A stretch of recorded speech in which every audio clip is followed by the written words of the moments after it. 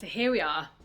I have painted most of the room. I've gone back and I've filled in loads of gaps that were still existing between the coving and the wall. I did that with a different type of filler that is sandable, so I don't have to have the same pain I did before. I'm just in the process now of sanding down the extra filler that I've added in so that I can repaint, put the second coat on to the coving. Once that's done, I can go and actually fill in the rest of the green. Just in case you missed it, I think we should all take a moment to rewind and look at the wood filler that was all over my face. These first few videos were actually taken late on Friday after my last vlog. So I bet you're wondering how this is going. It's currently about 9:30 at night and it's dark outside, so you can not see very well what I'm doing. But I'm going to show you anyway. Here we have the finished painted, I say it's finished, it's actually a lie because I'm going to show you what's over there in a minute. The finished painted coving. I put the last coat on here.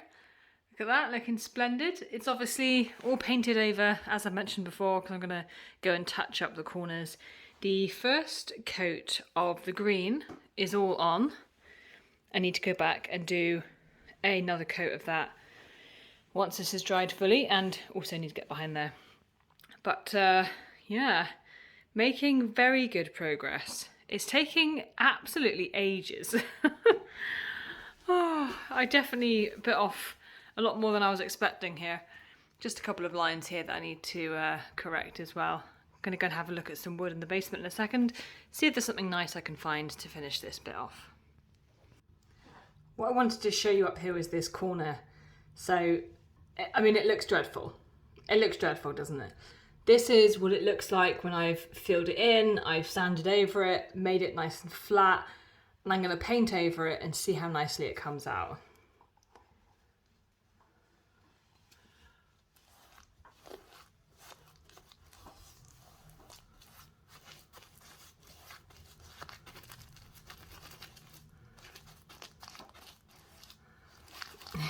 Enough on the brush.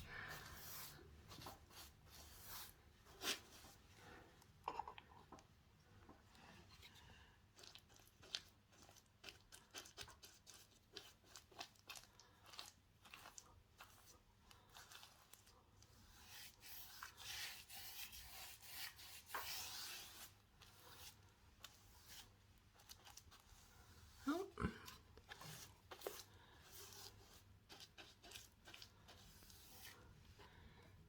So now wipe away all the excess paint. What do you think? It's not a perfect corner, but you certainly can't see it when you're on the floor, so now you see it.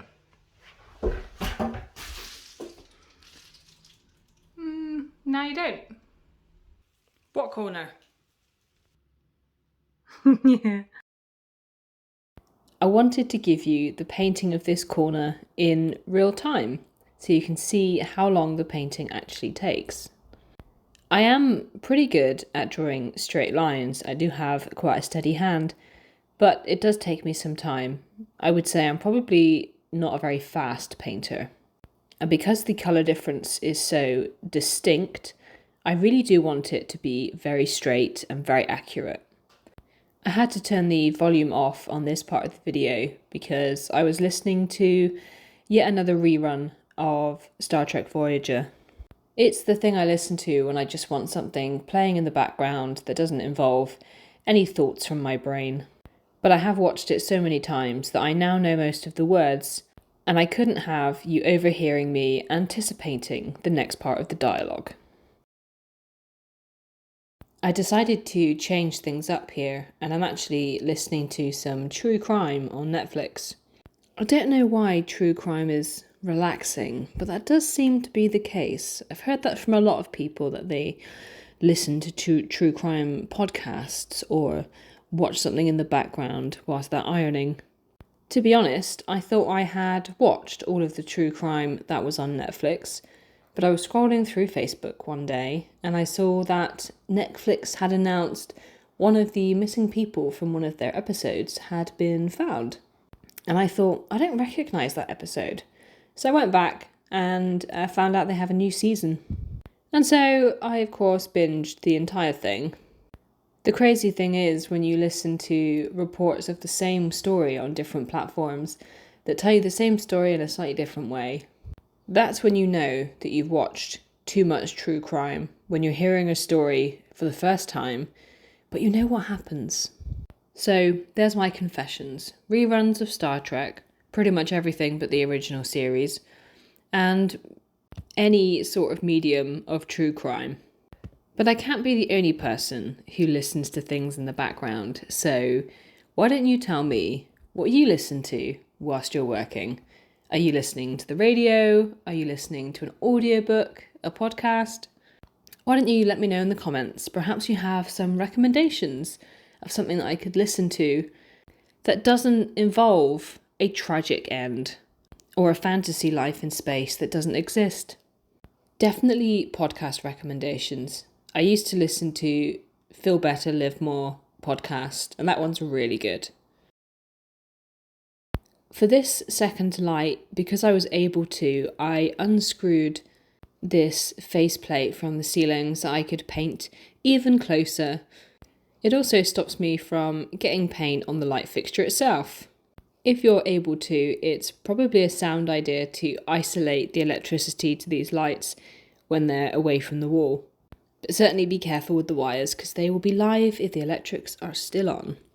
I have these mini paintbrushes that I got out of my watercolour set, and I'm going to use this for some of the more intricate areas. I expect most people wouldn't be fussed about this little area in here, but I would know. I would wake up straight in the middle of the night thinking about this gap that is painted the wrong colour. I wouldn't be able to sleep. It would creep into my nightmares. We can't have that. Managed to get paint over quite a bit of these rails, so I'm going to have to clean these off before it dries. Let me set the scene for you. It's Saturday Date Day, your special day that you definitely take off every week without question. Because, to be honest, you're not all that good at taking time off, so you have to protect your special Saturday Date Day. But you're also working to a very tight deadline. So you leave your house early in the morning and take a bus to the train station, and you take the train to Gloucester where you have to change for a rail replacement bus. There's works going on at Cheltenham, which means your usual 1 hour journey is now an hour and a half, but you don't mind because you're desperate to see a friend of yours who you've not seen for a long time.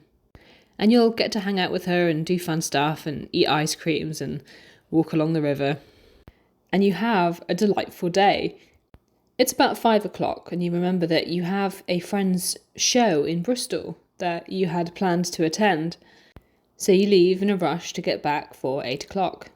Don't forget there was rail replacement buses. And when you arrive, you're told that the one that you were due to get on is cancelled. Now this is a problem because that was the only train you can get that would get you there on time. And like most shows that don't want to be disrupted in the middle, there's no latecomers. So come on time or not at all. By some kind of miracle, the cancelled bus has turned up. There were about 50 people waiting for that specific bus, so the train company managed to sort something out last minute. You're filled with relief. But as you get on the bus, you realise that your phone is running out of battery. This is also a problem because your train ticket is on your phone and you've not brought your charger with you. If your phone has run out of battery before you reach the station, you won't be able to leave and you'll need to buy a new ticket. This is a huge pain and it's exactly the reason that you don't normally buy your tickets on your phone. But you had to this morning because the bus was 5 minutes late arriving at your stop. 5 minutes is not that late, but it was the time that you'd had assigned to pick up your physical ticket from the train station. So instead, you had to buy it on your phone whilst you were on the bus going to the station. So you turn your phone onto power saving and you sit looking boredly out the window, resisting the temptation to turn the music on your phone, left with nothing but your internal dialogue. And through a stroke of luck, your battery stays in power and you manage to get out of the station. You even have enough charge to bag yourself a taxi. Except now you've only got 25 minutes to get to the other side of town. You're really close to the theatre, but it's just a few minutes before the doors close. And the taxi driver, in a brief moment of inattention, turns down the wrong way. Again, just 2 minutes, so not a huge delay, but important when you have a race against time. You make it to the show, and the show is fantastic. You leave for the bus stop, and despite the theatre being the other side of town, the bus goes directly from outside and stops right outside your front door. And when you get home, you remember that you have a deadline for a painting project. The first coat needs to be finished so there's enough time for it to dry, so you can apply the second coat the next day. And that's what's happening here at 1 a.m, as I quietly creep up onto these steps and paint very, very carefully as to not disturb my neighbours, and manage to complete the very first coat. Don't forget to like and subscribe if you want to see this finished.